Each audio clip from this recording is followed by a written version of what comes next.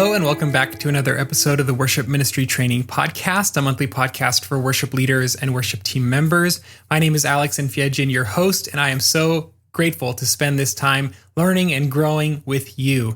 As you grow as a worship leader, your team gets better, your church gets stronger, everybody wins. So thank you for investing in yourself and your development. Today I am talking with Tyler Wester from Highlands Worship, a gigantic church out in Alabama, and he is their central music director. Now, if you don't know what a music director is, it is what it sounds like. It's a person who directs the band and keeps everybody on the same page and makes things sound great. And if you don't have a music director on your team, I would highly encourage you to develop one and raise one up and train one up so that your team can be stronger and more unified as you guys lead worship together. So we're going to be talking all about how to be a great music director, some super pro tips, how to raise up and develop a music director, or what to look for in a potential music director. So lots of helpful information here. You're going to be very encouraged by the conversation. And I will put links in the show notes for everything that Tyler and I talk about. So check out the show notes. And I also have a previous podcast episode that I did about music directing that will also be in the show notes. So check those out. Lastly, I'll say this. I am working currently on a course about musical excellence to help you and your teams be musically excellent. So look for that in the coming months. And if you haven't checked out all of my other courses, you can do so by going to worshipministrytraining.com/courses. We have courses on set building, on team building, worship leader foundations, and a few others. And there are some free courses as well. You can go to worshipministrytraining.com/courses to check all of those out. All right, I hope that helps. And let's dive into the conversation with Tyler Wester, and I will see you on the back end. Hey everybody, I am here with Tyler Wester, who is the Central Music Director at Church of the Highlands in Alabama. Welcome back, Tyler. Hey, how's it going? It's going good, dude. This is your second time back in a short time, even though I'm not sure when these episodes will air, but maybe back to back. Maybe people will get a double dose of Tyler. That's exactly what people need, right? Yes, yes. I'm just kidding. So last time we talked about, I think, the systems and structures that are in place at Church of the Highlands to bring about health, but you're the music director, and I really want to dig into this topic because a lot of churches have recently introduced music directors to their bands, to their teams, especially with the advent of in-ear monitors, a decade or so ago. You can now have somebody talking to your band while worship is happening. So you're the master, you're the guru, and that's why you're on the podcast today. So tell our listeners a little bit about your role as the central music director at Church of the Highlands. Yeah, so absolutely. So on Sundays, I play keys, and like you said, I'm the music director, MD. So what that means for us a lot of times is that depending on the campus, depending on the relationship between the music director and the worship director, I generally will kind of work with the worship director to kind of help shape the service as well, meaning shaping the worship side of the service. And then once we have a plan, I'll just make sure that the band knows where we're going, the vocals know where we're going, and that's maybe calling chords, that's calling where we're going in the song, that's calling what the pastor is asking for, maybe even on the front row or as he comes on stage. So it's all kind of adaptive to whatever the service is calling for. But I mean, in essence, you're just you're another guide to everybody on stage. And here we actually have it to where production is hearing as well. So that makes it to where song lyrics know where we're going as well, which is great because then everything feels like one cohesive experience. Mm-hmm. Yeah, that's good. So that's like a broad overview of your role. I would love to know, because you're a full-time music director. There are some churches who have part-times who are only on the weekends or even volunteer music directors. But like as a full-time music director, like what does your full job entail? Like Monday through Sunday, what are you doing every day of the week to be a great music director? Okay, so that's the interesting thing. So like the music director side really is mostly Sunday, and I would even say Saturday and preparing for Sunday. But during the week, I'm actually producing music, mixing music, creating that, and like I'm over the Ableton sets of the church, but we actually have another guy on staff who loves making the Ableton sets, and I'm just not going to hold him back because you know what, like it gets pretty tedious. And so he makes them for everything from our Highlands College to Sundays, to First Wednesdays, to all of our services, he creates the set. And what I'll do is, for us at Grants Mill, I'll then take what he does and then tweak it to whatever we want to do for that service. So mostly during the week, I'm not actually doing music director role per se. It's actually more of a creative role. And then the weekend is more of the nitty gritty. So what about like your rehearsals? Do you guys have a rehearsal in the middle of the week that you are involved in? You know, we haven't been doing them for a while. Because of COVID? Because of that. And sometimes like our set actually it changes on Friday and different things. And that's just working like with the pastoral staff to make sure it's like fitting of the message. We did do rehearsals for a long time. And just recently we've kind of fallen off that train. I think we're probably getting back to it at some point soon, actually.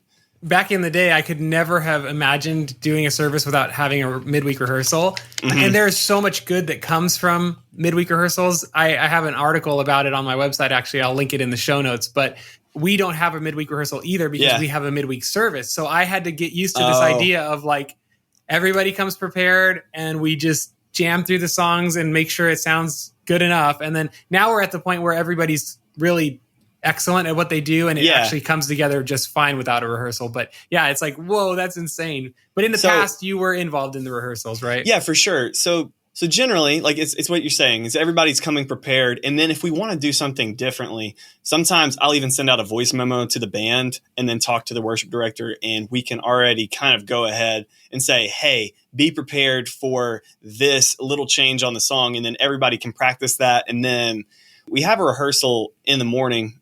Rehearsal, sound check, whatever you want to call it, starts at 6:30, like downbeat, and then we're done by 7:25, and the service is at 8.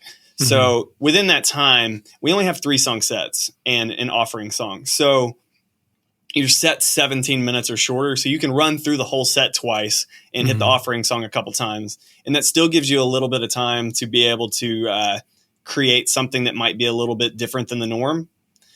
But yeah. I mean, having a rehearsal allows you to do a whole lot more because it lends you more time to be creative and do whatever. But like you said, sometimes they just don't happen. Yeah, and I think you and I are very similar in that little come prepared for this, but also be aware that we might try this. Like, hey guys, I might tack on a tag of how great is our God chorus at the end of this song. Or for example, this week, I send out my set notes. I call them set notes to my team on Mondays. It's kind of just like a reminder that, hey guys, you're scheduled and excited to worship with you. And all the resources are in Planning Center. So make sure you practice. And this is what I said this week. I said, hey, we're going to do Goodness of God. I want you to prepare like it is recorded, but I might just try to do like acoustic guitar only all the way up to the bridge, and then we start building the bridge. So just come prepared for that. We'll try it out. If it sounds lame, we'll just go back to the original arrangement. For sure.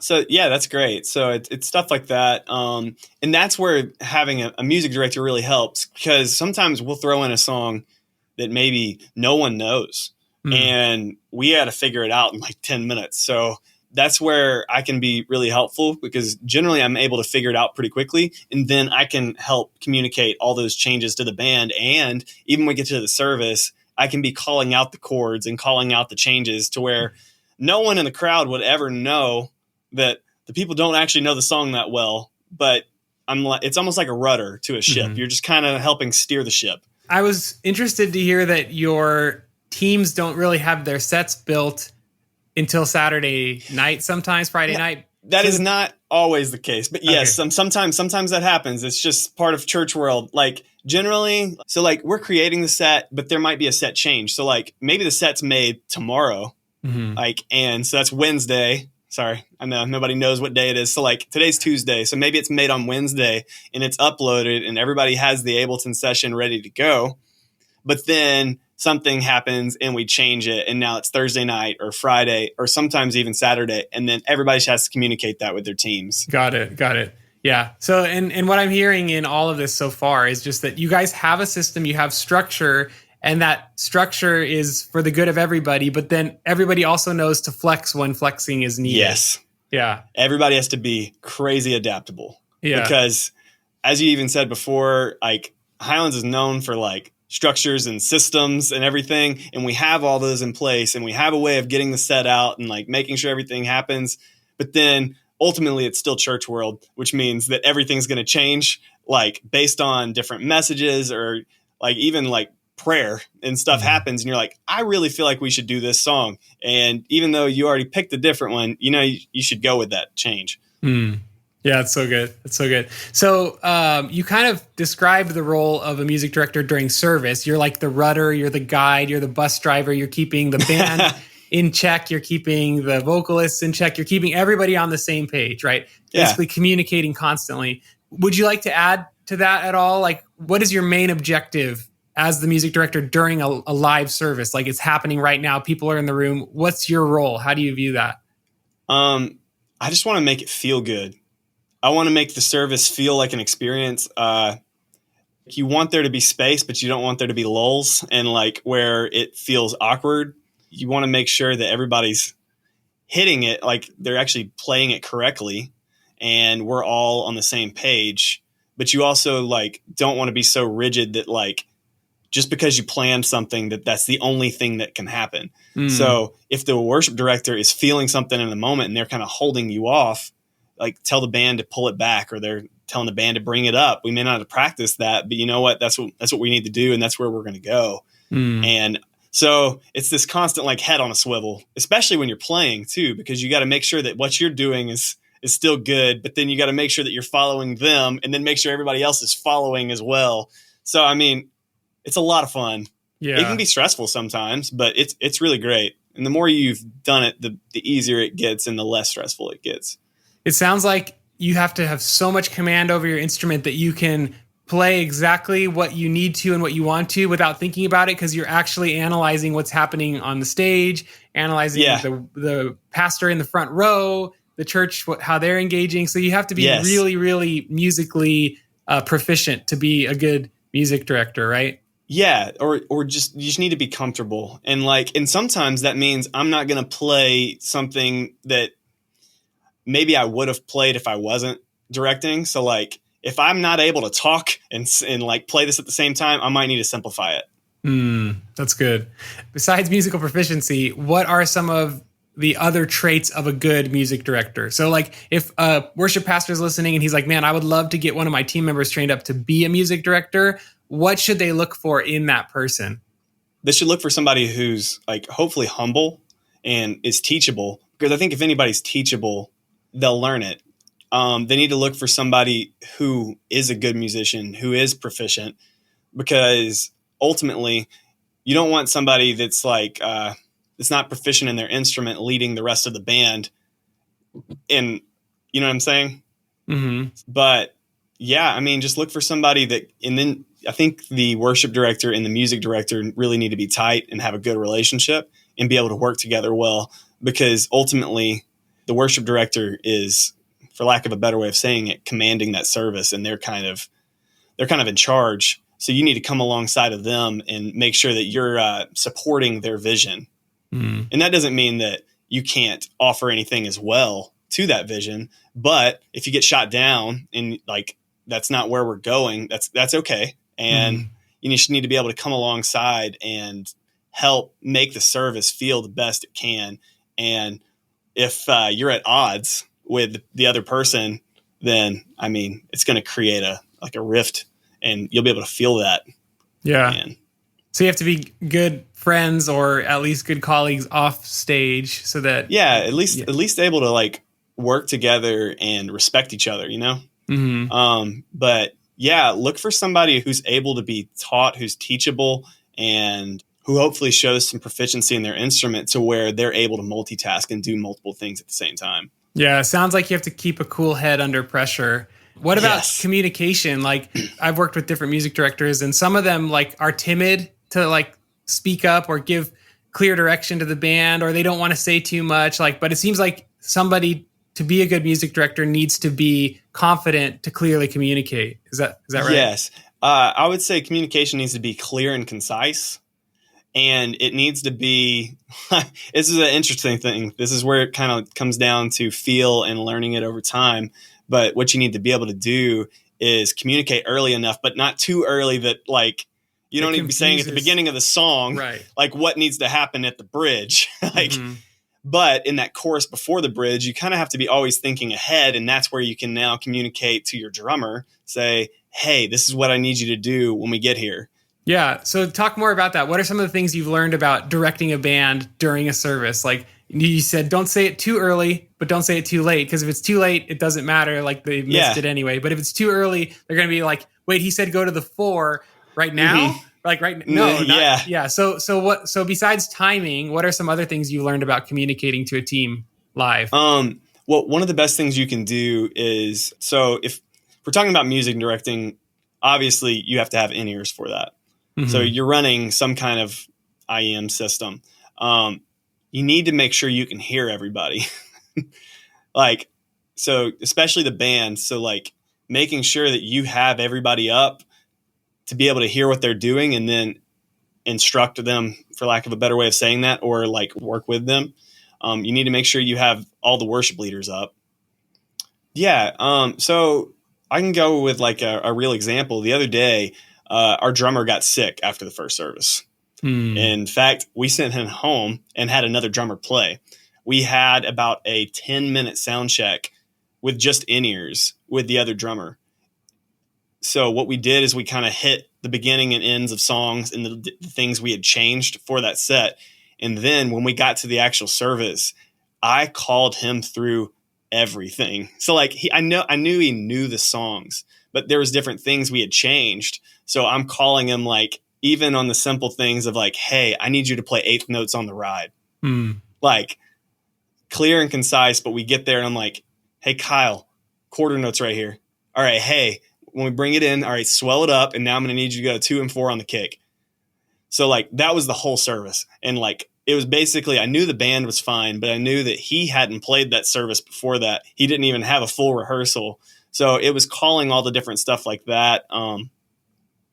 Does that kind of answer the question? Yeah. And I mean, even as you're answering that, going back to my previous question about what to look for in a good potential music director, like the music director needs to be able to understand basic music theory and how certain instruments work. Like, 2 and 4, like I just want the snare on 4. Like, what is that? If they don't know what that means, then they can't communicate that to the drummer. Yeah. That's very important. And like, that might be one of the harder things that I had to learn was communicating with a drummer, because when I first started, I don't think I understood drums at all. So how did you learn it? Just being around it and talking to people. So like originally, I don't think I ever wanted to do music directing. I had a friend in one of our campuses that made me do it. So we got to the services and he like told me, hey, you're going to be the music director for this. I'm like, oh, okay. I didn't know the songs. I didn't learn them. I was horrible, but I kept learning from him. And then I realized I actually think this is really cool and like really enjoyed it. And then just over time, you kind of pick up more of the terminology and you start picking up, okay. And then obviously producing music really helped in that, because then you're kind of being able to see what each piece of the picture is doing. So then you can help kind of craft that for an actual service as well. It's very similar. Yeah, I was going to say that too. Like music production is where you learn how to layer things and how to build a song dynamically, and where layers need to simplify or complexify, if that's even a word. Yeah. So, one of the things that you said was being able to hear everybody and what they're playing. So how well do you know all of the musicians' parts, like what they're supposed to play? Or do you just kind of like generically know, like, I know the main guitar line and the main drum rhythms? Like, what amount of specificity are you? Yeah. That probably depends on the song, but like, I would say you need to know them well enough to tell if they're not right or if you're missing something. So like, obviously I don't know what every guitar part does, but I can tell you when something doesn't feel right or when like we maybe need to add something. So like, I don't remember what our second song was on Sunday, but after the intro, the guitar player was kind of laying out, they were tuning, getting ready. But because we had just come out of like a big fast first song, instead of dropping out, we asked him to play like 16th note, just like single note, dun dun dun dun dun dun dun dun kind of thing, and then he would drop out on the chorus just to kind of keep that energy up between the songs. So like that wasn't the part. That wasn't the guitar part. So we're asking him to add that. So it's basically just following the chords of the song, which we're assuming he knows. Right. But yeah, I mean, it all depends on the song. Like, obviously, certain songs have much more signature guitar parts. So if you notice that something is not there and you're listening, then you would ask the person to play it. Yeah. And then maybe you mouth what the part is that you're talking about. So that's the music director's job, is like, hey, guitar player, like, here's how the Lion and the Lamb riff is supposed to go. Please, can you figure that out before the next run through? Do you guys have specific language or like hand signs to communicate? I know like certain churches use hand symbols. What are those? So put my hand up. So this means end. So for the, kind of like doing for the audio only podcast listeners, it's a fist, end the song. Yeah. And then this is funny. Chorus is a big C with a hand. Bridge is any form of 3 fingers. Oh, interesting. So, yeah, which is a little different. A lot of times verse gets interesting and ends up somebody just pointing their finger down. Oh, funny. But tag is very similar to end, but it's like that, but spinning. Oh, like so you guys actually like teach your worship directors and music directors those symbols? Yes. Okay. And how often are they actually utilizing those? Quite a bit, depending on like which part of the service it is. But also, I mean, like Sunday, Caitlin, who is the worship director here at Grants Mill, like she just wanted to keep going. So she was doing a moment and she just wanted me and the rest of the band to just kind of keep playing. She just stuck her hand behind her back, and like you said, for all the audio only listeners, she just stuck her hand down and kind of spun her finger around, and it was just like, hey, keep going. A lot of times to bring it down, obviously you're like holding your hand out and just pushing it down. And if you want more in the band to kind of build it up, it's like the opposite of that, and like almost like, I don't even know how to say that is kind of like waving people on. Yeah. So, I mean, they're pretty self-explanatory other than bridge, I guess. Yeah. All of them kind of make sense. It means that your band is very much watching the music director and in tune with what not the music director, but the worship director. And yeah, but then I will be making sure that I generally, if I'm seeing that, I'm calling that as well. So, like, if none of the band even had their head up, they can still know where we're going, because I'm not going to expect that they saw that. And I think that's one of the biggest things is like, even in speaking, I wanted to say this earlier, is like, you need to be clear and concise, but you need to pretend that no one heard you the first time. So maybe we're about to go into a bridge and we're in like the last 4 bars. And I'm like, okay, here we go. Let's do a 2-bar build right here. We're going to go into the bridge. All right, here we go into the bridge. All right, on the bridge, 2, 3, here we go to the bridge. Like, I mean, it's kind of annoying if you just soloed me out, but like, no one is going to think that we're going to anywhere other than the bridge. Yeah. That's so helpful. One of our music directors like whispers into the mic, and I'm like, bro, like, please, we need to hear you. Like, loud and clear, please. But you're saying loud and clear plus multiple times. Yeah. Cause I mean, I could have said, hey, we're going to go to the bridge. And then it just sits and we get to the end of that. And like the person singing is thinking about words, and they just like, what did he say? Right. It's like, it's going to be absolutely obvious. And then sometimes actually I'll call out the lyrics of the next part of the song. So like, all right, we're going to go to the bridge, and then I'll say the lyrics of the bridge. All right. And then, which is, I think is really helpful, because it's always just making sure it's like the least common denominator. You just don't want anybody to be confused, including the lyrics. Because I feel like if the people running lyrics know where we're going and they've heard me, then that means probably everybody on stage really knows where we're going. Yeah, that's so cool. So it sounds like you guys have a lot of flexibility in your arrangements, but I also know you guys use tracks. So what does that look like for you guys? How are you guys using tracks and then giving your worship directors so much flexibility? How do you have it set up? How are you triggering that? And are you doing it as the music director? not going to be as fun of an answer, but so yes, I am triggering Ableton. Generally, it's the keys player at the campuses, and a lot of times the keys player is also the MD. Mm-hmm.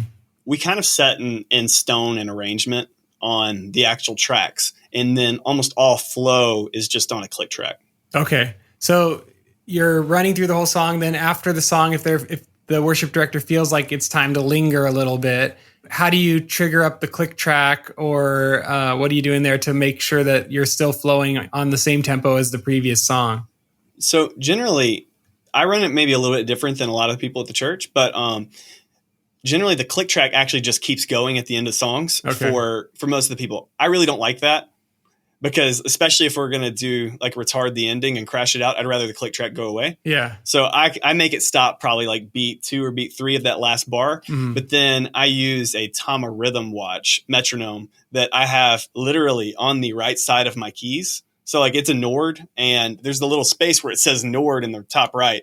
And I just have that thing ready to go, and you can use tap tempo, or it's really easy. It has a little spin dial, and I never set it to have accents, which means that I can set it to any tempo, whether it's 6/8 or 4/4, because that's basically all we do. Nice. And it's the same. So like, and then what happens is I will hit it, and then if we're in 6/8, I'll hear that first click and go 2, 3, 4, 5, 6, and then like it's really quick. So I can hit it, and in 4/4, like since I know that I'm hitting it, like triggering it, it's really easy to count it in quickly because you don't have to catch it. You know when you hit it. Right. So you just start counting on beat 2.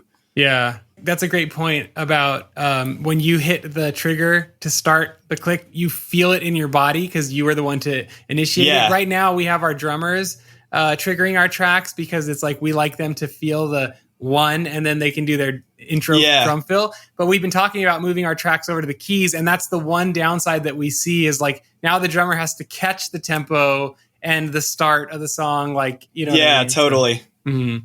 So in your flow moments, you're just not using tracks, and you're just building the band around that, and you're leading them through that. And if the listeners are interested, I found a really amazing video of you music directing a moment at the end of service, and they can hear you talking to your band, and you're even like singing, like, so the band knows where you are as your pastor's like sharing the altar call or whatever. And it's really cool. So I'm going to link that in the show notes for the listeners to check out, because it's really helpful to see in action all the different things you've been describing to us today. So yeah. And we recorded, the one I was talking to you about a minute ago, with Kyle, the drummer, who hopped on. We actually have a multi-track recording of that service that I could probably send to you if you wanted to just listen to what an actual service felt like going through. It's like 17 minutes. So, I mean, it's a little bit of a listen, but yeah. I can give you a link to that. Yeah, we can put that in the show notes. I can download that and put it in my personal Dropbox forever and ever and ever for all the podcast listeners in 2035, whenever they're listening to this. So that's hilarious. Yeah. Hey, what goes on the internet stays forever. One thing you said was transitions. Like you said, you want the service to feel really good. You don't want it to be so like tightly wound together that there's no like sense of space. So what are some things that you've done to help the team improve the transitions between songs? So something that helps is figuring out almost like, so let's go with a crash out. So say you're crashing out the song. It's like big on the kick, big on the cymbals. So one thing that really helps actually is as soon as like, so you can kind of call them through that, and you're like, hey, keep crashing out. Let's make it big. Let's make it big. All right, ready to bring it down, but keep staying on the cymbals. So the cymbals are still rolling, and you can kind of decrescendo and then crescendo back up into the transition. So then you just crashed out, and now the cymbals kind of came down, but they're still kind of going. And then you hit the click for the next song, and you get 1, 2, 3, and then everybody kind of hits that next downbeat. And like, you feel like the other song came to a resolution and it stopped, but now you felt like something was kind of compelling you into that transition. Also helps when you have really bad key changes. Do you guys not map out your key changes to be relative keys? Now that's the goal, but that doesn't mean that always happens. Okay. So like, I mean, there's times where it's a tritone key change and it's just part of it. And you know what? You're going to make it great, which means about the time that I hit the click, I lay off playing the keys and let the pad kind of trail off. And we tell the rest of the band to do that. And then we let the cymbals carry the transition. Got it. Cymbals, they Cymbals cover are a the multitude. magic. They cover a multitude of transitional sins. I love that. That's so good. You know, one of the things that I plan on doing a podcast episode about, but I'll give a little sneak peek to the listeners, is like there's transitions between songs, but like the best bands also understand that within the parts of songs, each instrument can do certain things to help the parts of songs transition. So whether it's a cymbal swell to go from the verse to the pre-chorus, or like the guitar line slides down on the 4 count of the previous bar going into the actual line on the 1 count, like, or the bass guy slides down on the 4 count. Yeah. Like all those little transitions, those micro transitions between parts of songs or segments of songs really cause the song to like, it leads the ear on this journey of progression from one part to the next part. So I'll probably do a podcast episode about that. But anything else that you would like to share just in terms of making bands sound great? Any other things you've learned? Yeah. I think it's just always making sure that everybody is working together and none of the instruments are really fighting each other. And it's figuring out even like times where, hey, like the acoustic guitar right here, it would probably really feel better if instead of them like finger picking, if they were strumming, because nothing else is in there. And I'm playing piano and pad and I'm basically just blocking. Like that's kind of what this needs. It doesn't need me kind of like doing too much, but it does need something that's kind of keeping the pace. And then sometimes it's just like, hey, can you not play on this chorus? Like with where we are and like what everything that's been going on in the service, it just feels like it's too much and the song needs a break. I know that's what the original song did, but I think like if you just didn't play on this chorus and then you kind of came in on the next verse, it'll feel better. So it's always just like thinking of the service as a whole and thinking of like, because it's just thinking of like kind of the journey of the music. Like you don't like, you want a little bit of a roller coaster, but you don't want it to be straight up and down, up and down, up and down. And you also don't want it to be all up and or all down. I mean, it's kind of a feeling, if that makes sense. Yeah. This episode that we're doing right now is probably not going to release for a long time, but I just released a podcast about the pros and cons of backing tracks in worship. And one of the biggest cons, there's a lot of cons, but we still use tracks, but there's a lot of cons. But one of the cons is that people, if they're not careful, they don't think about their set as a cohesive whole, and they just drop songs in and execute the songs as they were originally recorded. But what you're saying is, and what I would love for my listeners to get, is just like how you perform a song and how you execute a song should depend on the songs before and after it. So you shouldn't always do it exactly the same. That's not the point of music. It's supposed to be a journey. It's supposed to be beautiful. And so like really understanding what changes need to happen within the dynamics of a song, depending on the context of where it falls within a set and how loud the song was before and where you're going next. Yeah. So I love that. For sure. That even includes tweaking the tracks. Like maybe that's deleting that keys line or deleting that silly tambourine that goes and like throughout the whole verse, you're like, I just need that to go away for a minute. I just need a break. I need us to like bring it down and make this feel more intimate and less like in your face. Yeah. So I mean, that's like, we end up tweaking tracks all the time. Like a couple weeks ago we did Worthy, and I think it depends on how you call it, but like it does 6 times through that bridge. We call it 3 because like 2 is kind of 1. It's the Be Exalted Now in the super long.